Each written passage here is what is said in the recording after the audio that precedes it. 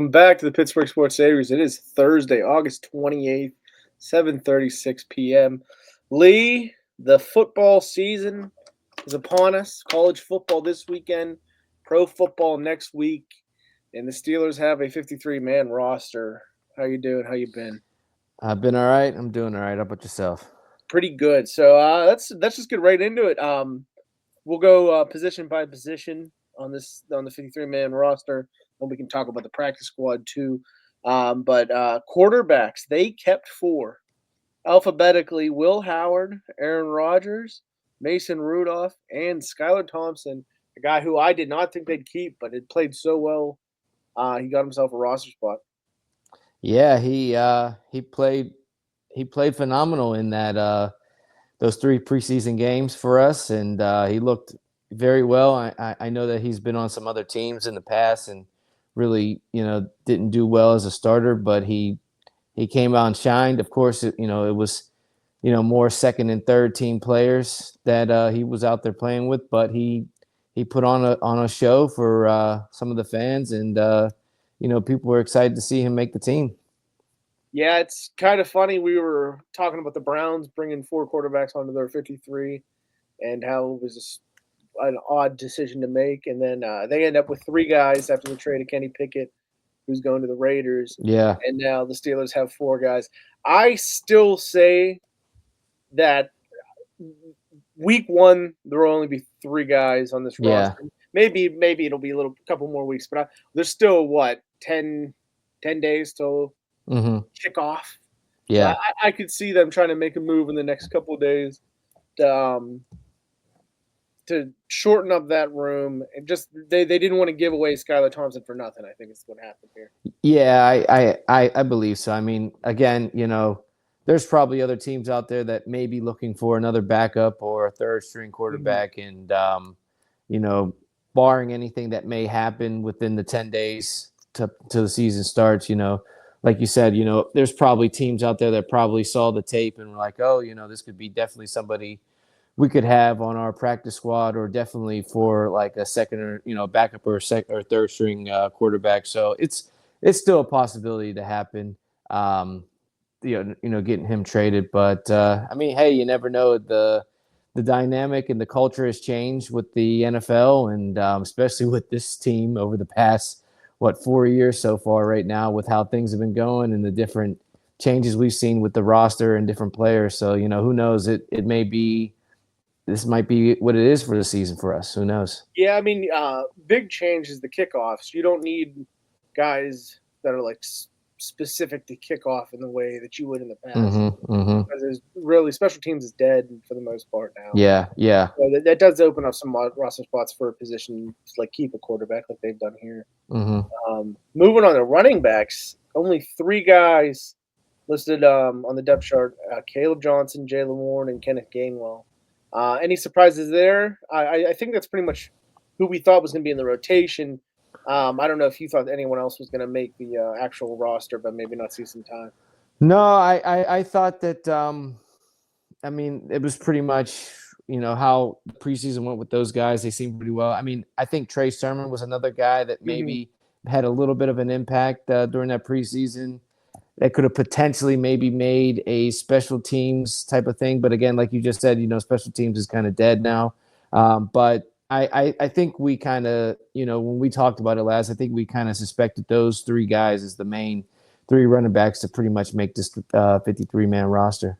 Yeah, I expect them all to get some playing time. Mm-hmm. Gainwell mostly on third down, I would expect. But even, um, yeah, I don't know what the split's going to be between Warren and Johnson. Yeah. So we'll see what happens there. Yeah, I mean, we Uh, didn't get to see much of Johnson in the pre. I mean, he got out there and play. We didn't get to see him kind of break out. I mean, maybe again, I it was the felt good about preseason. Johnson. Yeah, I felt we got enough. We got a good bit from him. I'm more of the idea that we didn't get to see Warren. I mean, yeah. but he's a more known commodity. Mm-hmm. But I think we got enough from Johnson to feel comfortable at least that he Okay. won't be. Yeah.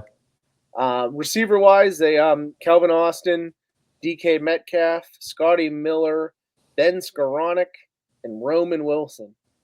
I mean, only five guys on paper. It doesn't look great. Yeah. But maybe Wilson's going to step up. He looked good he flashed a little bit this preseason, I would say. And I guess they think that Austin's going to be healthy, and they have enough faith in the other two guys, the two white guys, Sonny Miller Yeah. and Ben Skowronek. Yeah, I mean, Um, yeah, I guess that's kind of what it is. I thought maybe they'd have maybe another wide receiver, on the mhm. team. I don't know, but It might be another thing where there's still 10 days, so maybe yeah, someone else is. I am, maybe I'm just maybe you know something I know. Tyler Boyd's still a free agent. I don't know what's going on there. yeah, I think Um, he still may be. I haven't yeah, no, seen he's much. definitely a free agent, but I'm I, not. I'm curious what's going on with the fact that he is a free agent. If yeah, he's dealing with injuries that I can't remember or what, but I mean, it's a Pittsburgh guy. If he's not hmm on a team, I could see them bringing him in. Maybe I'm thinking too hard into it, but I mean, he's no, probably training around here. yeah, I mean, Uh, for sure. I mean, we've been talking about it for at least over a year now. I mean, they uh, definitely need another number. They need a number two. They need yeah. another wide receiver on the team.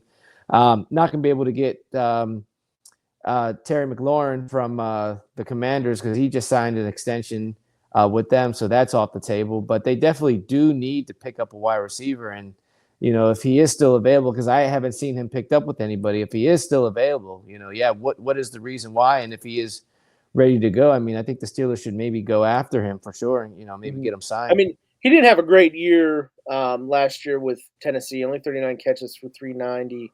The year before with Cincinnati, 67 catches, 676. Or I mean, uh, it, it's been a while since he's had a great season, but he's still a guy that if he's healthy, that I could see them Yeah, dealing with.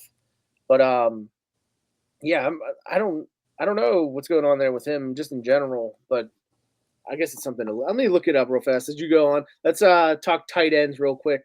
Your thoughts on the four guys that we got there: Pat Fryermuth, Johnny Smith, Darnell Washington, and Connor Hayward. Go ahead. yeah, I think these are just great guys. I mean, um, we didn't get to see Johnu Smith only because of him being injured, but I think we saw a little bit of Darnell Washington, scoring a touchdown in one of those games, maybe having a catch or two in the rest of the preseason. He looked pretty good. Pat Fryermuth, we didn't see until the last preseason game, um, but with some of the plays he made, he looked pretty decent out there. Um, Hayward, we've seen a little bit of him over the past year or so. I mean, he'll probably be a four-string guy for sure. So it'll be. I think it's a good bit of tight ends for sure that we have and we kept. Do we need four? I don't know, but I think maybe this is where we could have maybe added another wide receiver. But hopefully these guys can make some plays this year. Yeah, it's definitely the deepest position probably for the team. I think all four guys are NFL guys, hmm especially because Connor Hayward's more like that fullback role. And you're right on the receiver thing, but I think they're going to play them like receivers. I think you're going to see John Smith out wide. Might see some Fryermuth out wide. I think they have all different skill sets. They're going to be used. I don't know if we think Arthur Smith's the guy, but a guy with these receivers, or sorry, these tight ends could definitely do some creative things with any of them. Yeah, yeah, So I yeah, hear you on that. I think they all deserve the spot.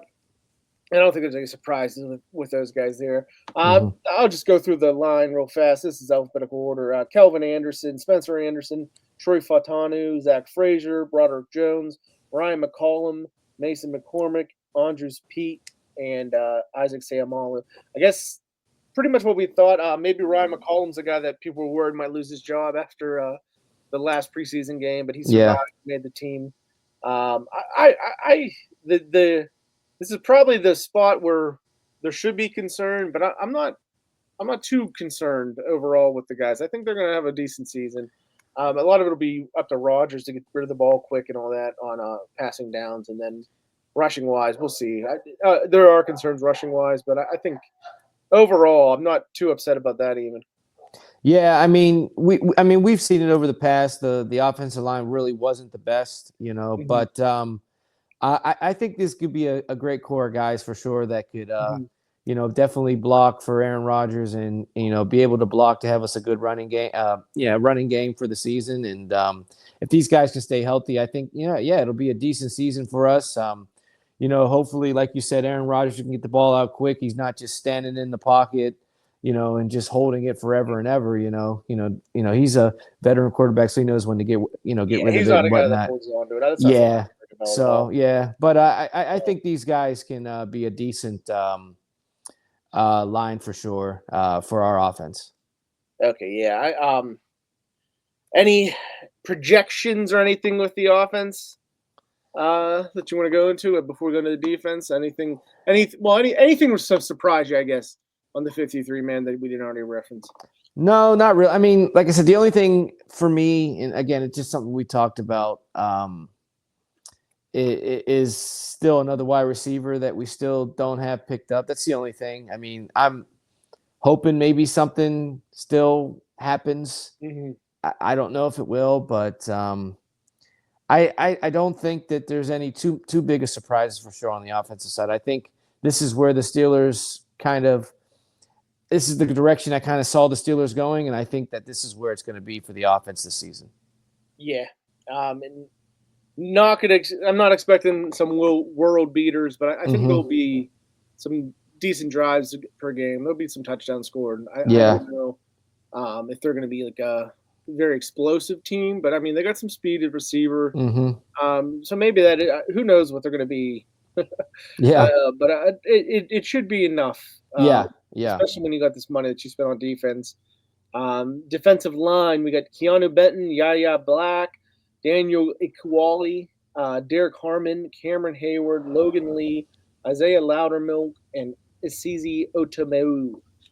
I mean, the guys that we're looking there, Derek Harmon, of course, is going to start injured most likely. Keanu Benton, Cam Hayward are the two guys there that I expect the most impact from, right? Yeah, for sure. I mean, those are probably going to be our starters out there.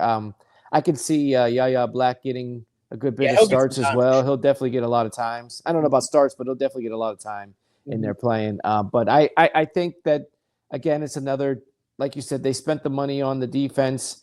I'm hoping that this defensive line can kind of, hold the run. That's been something that's been an issue in the past with the defensive running game.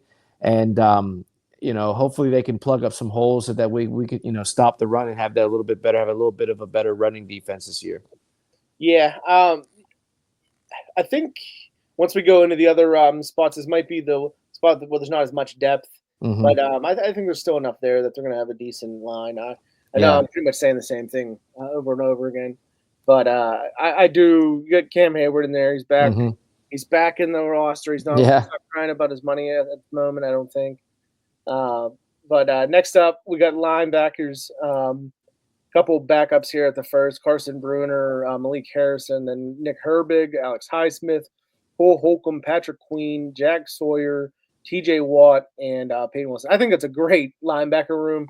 I really do think it's deep. It's got guys that are veteran. They got guys that are younger. I think it's got everything going for it, and I expect them to be the strongest group here on the defense. Yeah, for sure. I can definitely see this being a top 5 linebacker room for sure. Just with the amount of players and the depth, like you said, and some of the veterans on there.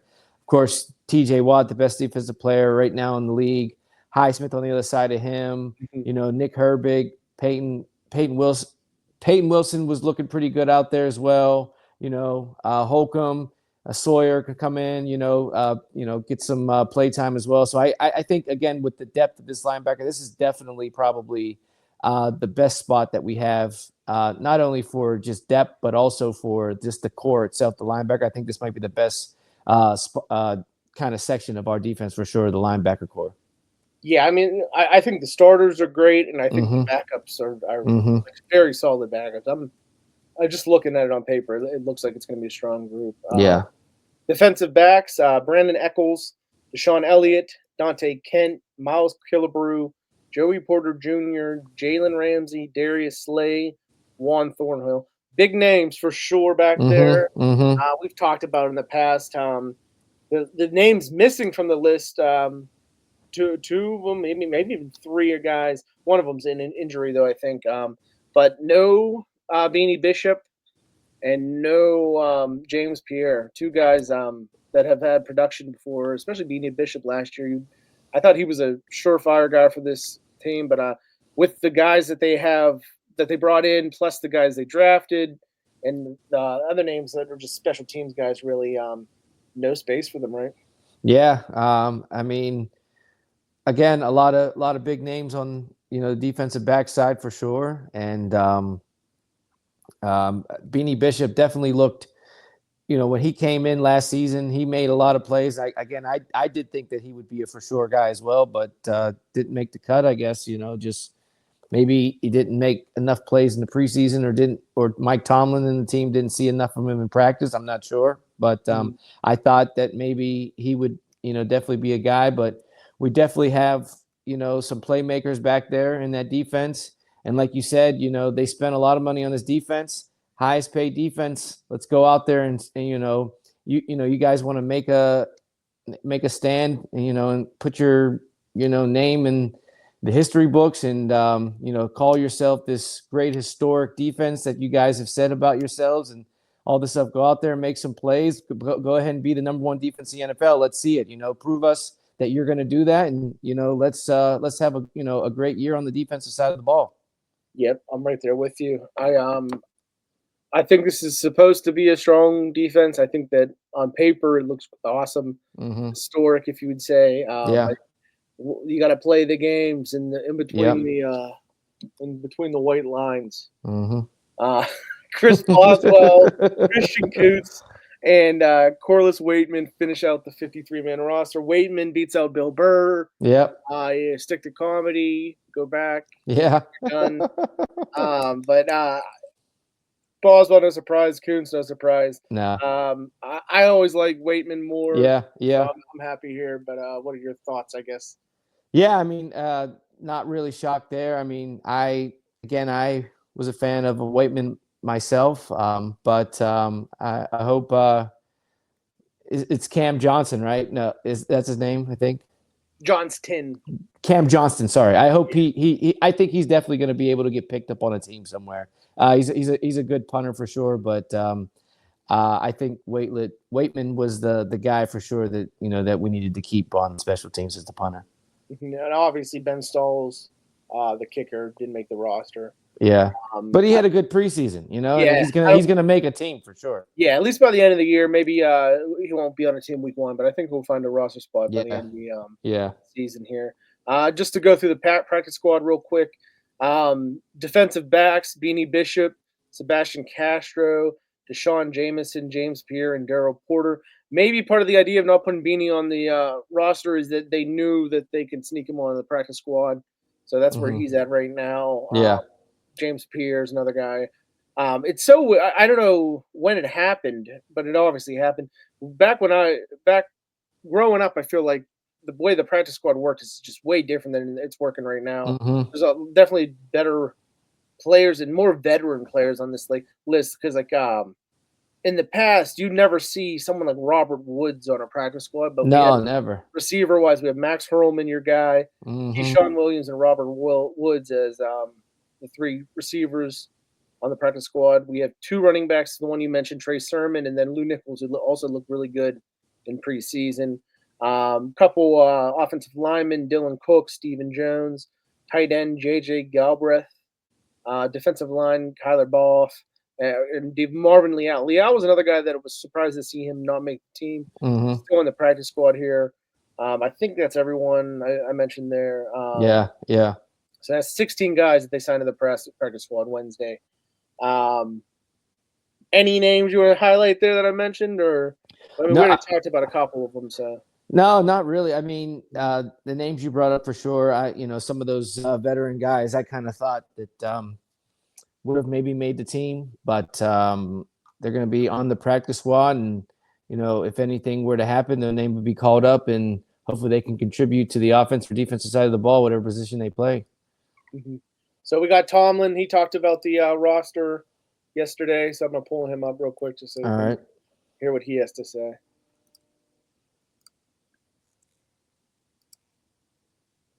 Second here. Okay.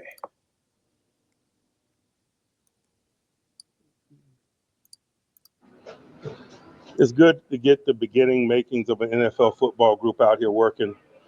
Certainly, the process isn't done yet, not only for us, but for others. I imagine there's going to be some more moves here over the next 24 hours or so. It's just part of the process. But largely, we got the group out here and got a good day's work in before we head into the weekend.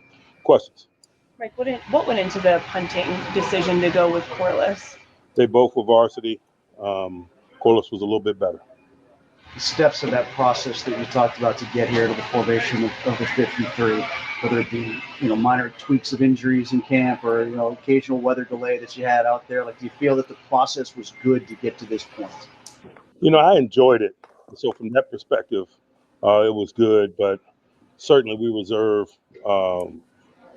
judgment and totality until we assess how it readies us for the journey. And in a short number of days, we can get the first component of that test. Mike. Fucking Mad Lib Mike. I swear he pulls shit out of a fucking bucket beforehand, and if he can figure it out, that was just it made sense, I guess. Yeah. He's getting in season form, He's getting. Yeah, he's gonna get ready too. Yeah. What do you think of that hoodie? It's a nice looking hoodie, right? It is a nice hoodie. We should buy some. Yep. Yeah. What's going on with the strings though? What's he doing with those strings? He's Anyway. What do you take away from what he was going on about there? Two varsity punters. Good to hear that he's still a big fan of Johnston. Yeah. Anything else you would take away from that first minute of no, like he said, the one guy was better, so they kept the one guy, and that's what it is. And Mike Tomlin's just going to be Mike Tomlin. He's going to answer to these reporters, so he's getting ready. Like all your practice squad signings so far, guys that you've had in camp, what did you like about that group to bring them back? Individually and collectively, I thought they were just on the outside looking in, and that's what the practice squad's about. Some components of their game is varsity. Some of it still needs development, and so practice squad provides an avenue for them to continue to work and round out their skills. And so excited about the group and excited about continuing their growth and development. Do you find this the case? Just go back to what I was talking about. Like, if you're Robert Woods, you've been a veteran in this league. Yeah. You want to hear that talk about how you not at all. Like, the practice squad is just different nowadays, I guess. Yeah. The way that who you're allowed to keep on there and everything. And yeah, that was pretty blunt to talk about some of those guys who have been there but couldn't make the roster this time around. I don't know. When you're on the practice squad, you got to fight what you can to get to 53, so you're not going to go around being sad and salty. But it's tough for like a guy like Bishop who played well last year and pushed out of the room by the signings. Yeah, for sure. What like he said these are guys that are looking from the outside that need improvement. Like you said, the practice squad. I could be mistaken, but I thought it was guys that that were more like rookies, maybe first, second year guys that that would have fit what he was. That would have fit what he was talking about there. Like, that's like for guys like Hurlman and things like that, and like Lou Nichols and things like that. But when you're a veteran like Woods and you're a guy who in Beanie Bishop who played well last year, I wouldn't be too like happy with those. No, not at all, not at all. But Mike Tomlin again. Mike Tomlin's going to be Mike Tomlin. It's largely across the league, Mike, that you like your own guys.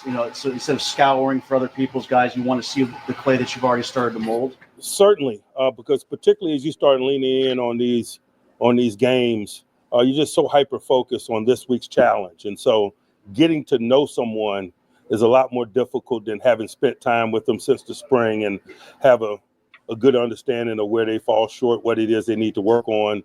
Is dramatically different than a new relationship. You mentioned that are the shades new? They look new. I can't recall seeing them before. In general, does he wear sunglasses a lot in these? And I'm just not remembering. He does wear them every now and then. Yeah, yeah. Oh yeah. They're looking good.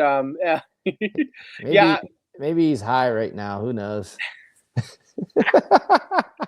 Um, go to the question. I don't know. I think if they got offered what they wanted to be offered for some of these guys, that Yeah, his yeah. tune would change a little bit about, well, oh yeah, we're good with our own. I'm 100% sure of that actually. If they got the proper offers on a receiver, they would have took the receiver if they Oh could. yeah, 100%. They would have, and they didn't get what they wanted, and so now this is what they got. Uh, Could be some more movement coming. Do you anticipate anyone else going on IR? Certainly, there's some moves to be made. I'm not going to speculate. See you around 4 o'clock. Just one player specific thing. I know we're asking you a ton about your new guys in the secondary. How's Joey come along and developed in his game, trying to perfect it? It's a big year for him. Year 3, man. He's really excited about it. I think it's really good to have some established veterans around him that have kind of been over some of the ground that he aspires to cover. Guys like Jalen and Slay are really helpful to him in terms of just having been there and done that. He's had a good process, but I think the company he keeps, those two savvy veterans, got a lot to do with it as well. You guys have a 4-day break now. What's your directive to the guys over this kind of long weekend? Enjoy themselves and be safe. Anything else? Be safe. Yeah. Going off of that, there were 2 moves made. Will Howard and Dante Kent were both put on the injured list, and they signed Chuck Clark, a safety, and guard Max Sharping to the active roster. That happened today, this afternoon. I just checked that now. I actually was not aware of it, but yeah. So that's 2 injured moves already. I think that, what are we looking at? 9 days, 10 days away, right? 10 days away, yeah. I think there's got to be something. I mean, no, I don't think that actually. I think this is going to be pretty much what we have. Yeah. At this point, Yeah. unless something else injury wise happens, I don't think they're going to pick up another receiver before week 1. Maybe by the trade deadline, if you're winning, you go and do that. But yeah, I think this is what we're going to have at least. If they sign someone, they're not going to play on Saturday or on Sundays. The main takeaway I'm trying to say here is that the guys that we have here are going to be the guys that are going to be playing come week 1 against the Jets. Yeah, I think this is going to be our Steelers roster for sure, and for the foreseeable rest of the season. Like you said, maybe something will happen come the trade deadline, but right now I think this is our squad. I think Mike Tomlin feels confident with this group of guys, and I'm hoping that we can see whatever he's seeing and whatever some of these other guys on the team are seeing. I want a good, successful season. I don't want another 9-8, season. I want to see them actually go out there, win some games, play some good defense. If you're saying that this offense is going to be rolling, I want to see it rolling. I want to see some touchdowns. I don't want to see Chris Boswell keeping us in games. If the defense is supposed to be this historic that these guys are saying, I want to see an interception on every drive. I want to see a fumble recovery scored for a touchdown every drive. So let's do it. Let's see something. I want to see it. Prove us wrong. Sorry, I wanted to do the opposite. I was trying to get you full screen because you were going off on a speech right there. It's all good. No, it up, but yeah, it's all good. Yeah, I mean, interception every drive, I'll take it. Yeah, but maybe a sack, fumble. Yeah, who knows? You never know what you're gonna get. You never know. Yeah. I get the sentiment for sure. You want to have an entertaining season. You want to be a Super Bowl contender. Yeah, exactly. And it's been rough, relatively, to Steeler fandom. There just hasn't been that idea that, okay, once we make the playoffs, we can actually win this thing. Maybe it changes now with Rodgers and with some other guys they brought in, but I don't know. I think we're both playoffs, right? You're thinking playoffs for the Steelers, right? I think, wild card again. Yeah. I can see it happening. I think they'll make the playoffs, but I can't put them in that upper echelon Super Bowl contenders just based on what we've seen so far. But yeah, it's been a depressing kind of past couple years with this team, huh?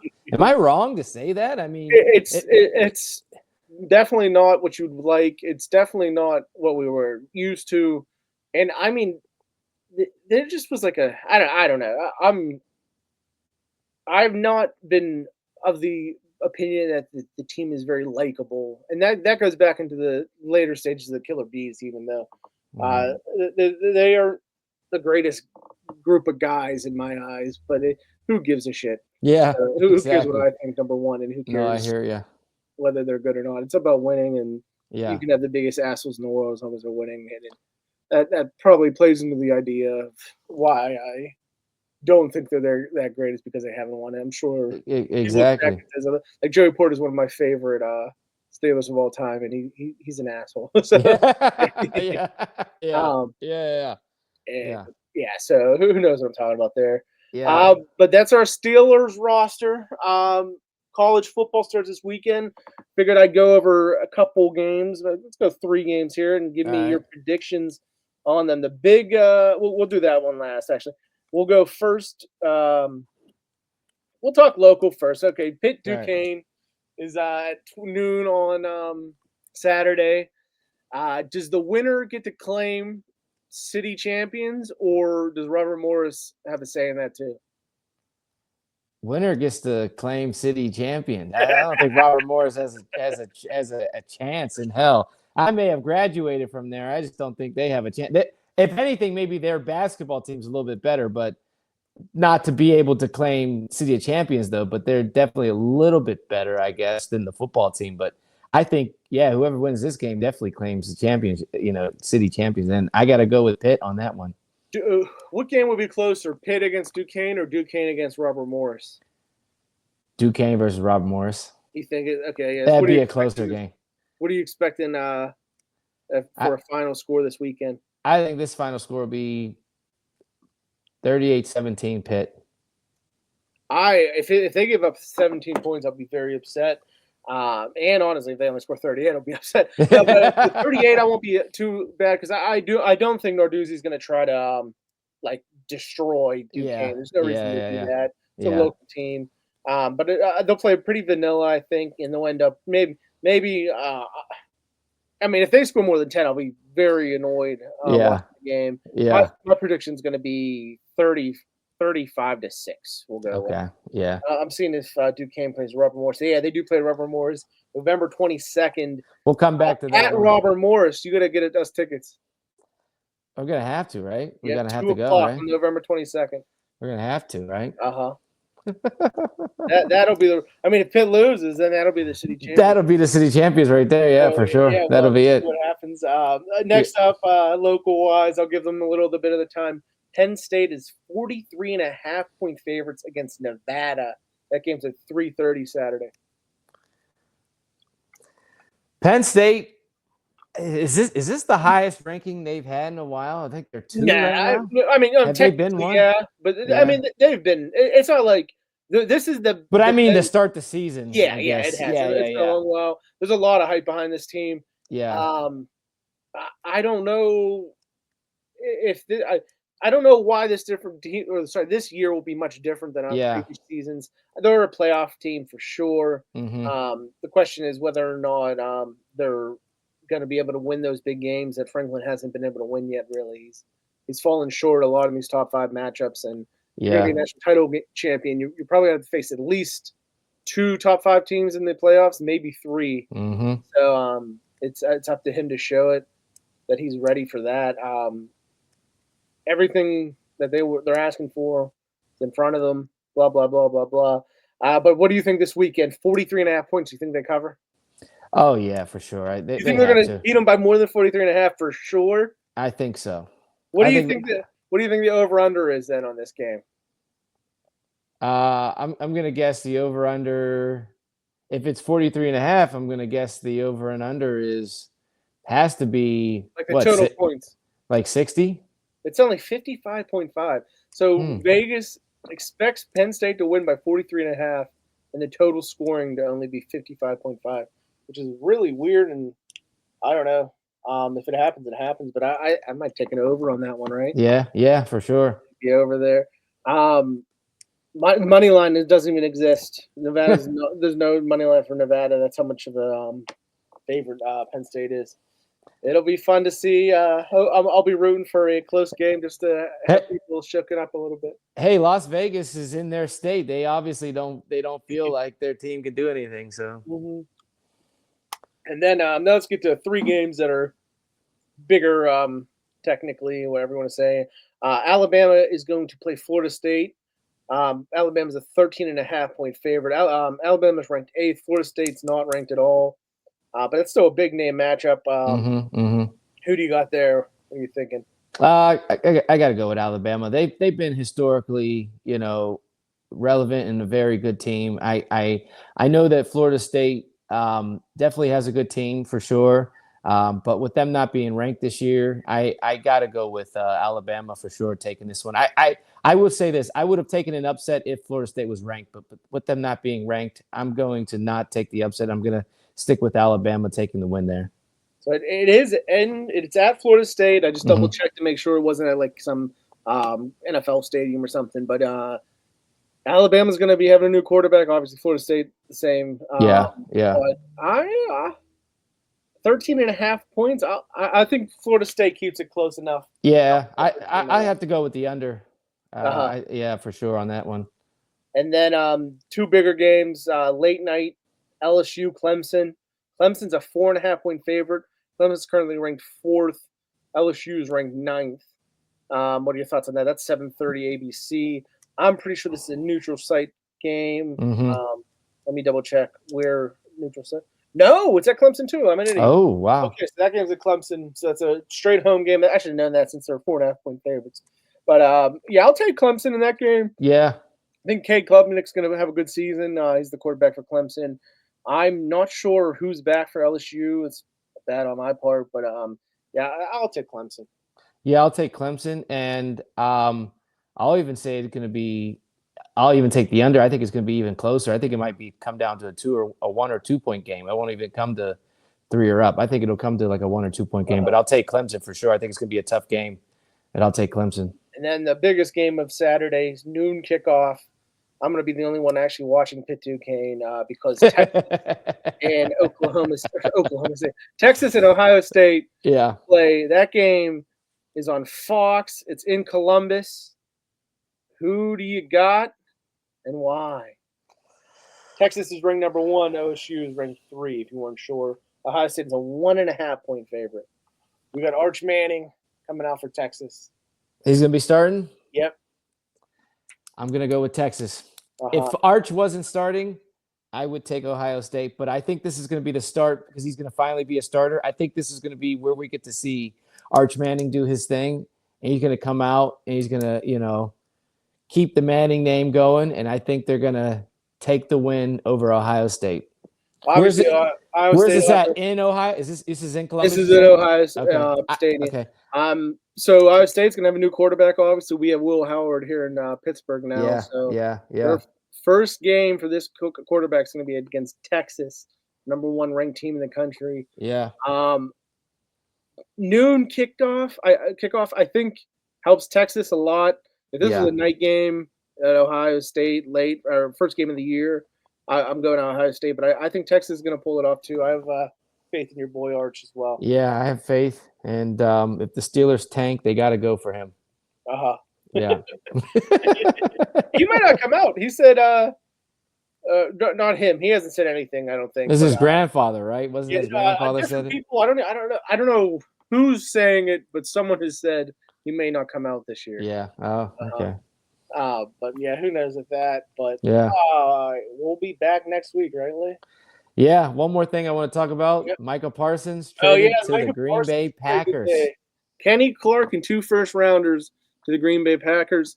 $47 million per year for 4 years. Wow. After 4 years, 188 or something like that. Yeah. 136 of it guaranteed. Crazy contract. Yeah. I don't know what the Packers are gonna. They're probably gonna have to pay. What are they paying Love? Love may have already re-signed, but he may have a lot of money. Yeah. Between 2 guys on a team that hasn't really gone over that hump completely. I would say. Yeah. Ever since Aaron Rodgers left, yeah, for sure. Let's see if I can find this contract real fast. I'm pretty sure Love did get did sign. No, he's in year 4, so maybe not. Of his rookie contract still, right? No. Oh yeah, Is it but his rookie contract? they're gonna have to pay him if not. Yeah. Yeah, he's still on a rookie deal, which makes it possible for sure. But Yeah. I don't know.